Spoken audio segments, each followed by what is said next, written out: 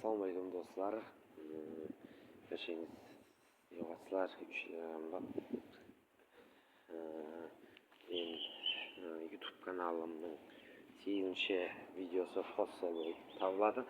Мен YouTube'da лайк жинасын, жинамасын бір күн келіп бәрібір көреді бір адам, алдынан шығады бәрібір. Глобальный поискта шығады, қыдыруда.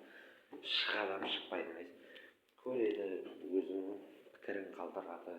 Мысалы үшін өзім YouTube канал ашу мақсатым аудитория жинап, пул істеу, болмаса просмотр істеу, ақша табу емес. Әлбетте адамдар білу керек оны. Не зат айтсам да хабардар болып, сондай малыматқа, бейғыл малымат білмесім келеді. Сол үшін YouTube аккаунтын әрдайым қалдырмай жүгіртіп бағамын. Мен күзетуде давам етіңіз. Әлбетте мен өзім сұрауым бар. Мысалы үшін 5 этажлы домда біздер 2-ші этаждамыз.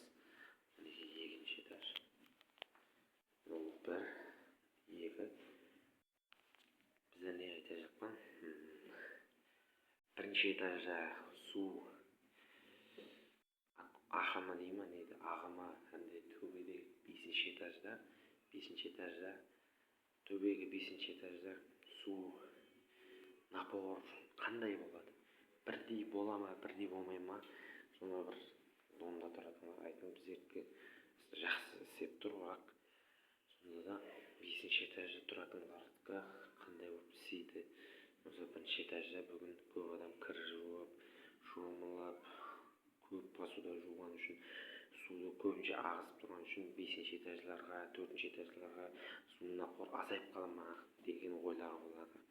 Ол хақиқатқа жақын ба? Әлбетте оны комментариядан біліп аламыз. Білетіндер жазсын.